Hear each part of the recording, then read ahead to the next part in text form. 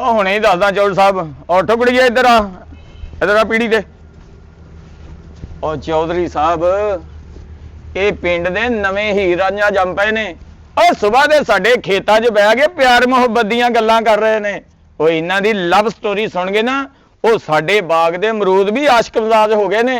ਓਏ ਇਹ ਕੀ ਕਹਿੰਦੇ ਆ? ਇਹ ਜੋ ਤੁਸੀਂ ਸੁਣ ਰਹੇ ਮੈਂ ਉਹੀ ਕਹਿ ਰਿਹਾ। ਸਾਡੇ ਬਾਗ 'ਚ ਪਿਆਰ ਮੁਹੱਬਤ ਦੀਆਂ ਗੱਲਾਂ? अस्सलाम वालेकुम चौधरी साहब। ਵਾਲੇਕਮ ਸਲਾਮ। ਤੇਰਾ ਸਲਾਮ ਲੈਣ ਦਾ ਮਕਸਦ ਕੀ ਹੈ ਕੁੜੀਏ?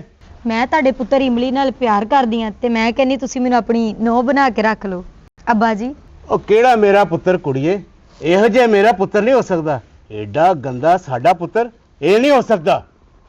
ਅੱਬਾ ਜੀ ਤੁਹਾਡਾ ਨਾਮ ਮੀਆਂ ਤਨਵੀਰ ਨਹੀਂ? ਆਹੋ। ਇਮਲੀ ਨੇ ਤੇ ਮੈਨੂੰ ਕਿਹਾ ਕਿ ਮੇਰਾ ਅੱਬਾ ਜੀ ਪੂਰੇ ਪਿੰਡ ਦੇ ਨਾਜ਼ਮ ਤੇ ਚੇਅਰਮੈਨ ਨੇ। ਮੈਂ ਤੇ ਪਿਆਰ ਹੀ ਇਸੇ ਲਈ ਕੀਤਾ ਹੈ ਕਿ ਮੈਂ ਸ਼ਾਨੋ ਸ਼ੌਕਤ 'ਚ ਰਹਿ ਸਕਾਂ। ਵੇ ਇਮਲੀ ਦੱਸਦਾ ਕਿਉਂ ਨਹੀਂ ਅੱਬਾ ਜੀ ਨੂੰ ਕਿ ਮੈਂ ਤੇਰੇ ਨਾਲ ਕਿੰਨਾ ਪਿਆਰ ਕਰਦੀ ਆ? ਉਹ ਕੀ ਬਕਵਾਸ ਕਰੀ ਜਾਂਦੀ ਕਮਜ਼ੋਰ ਚਿੜੀਏ ਜਾਈਏ।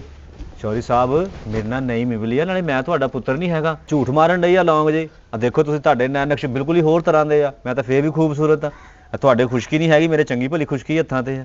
ਨਾਲੇ ਮੇਰਾ ਰੰਗ ਗੰਦਮੀ ਆ, ਤੁਹਾਡਾ ਰੰਗ ਕਾਲਾ ਵਾ।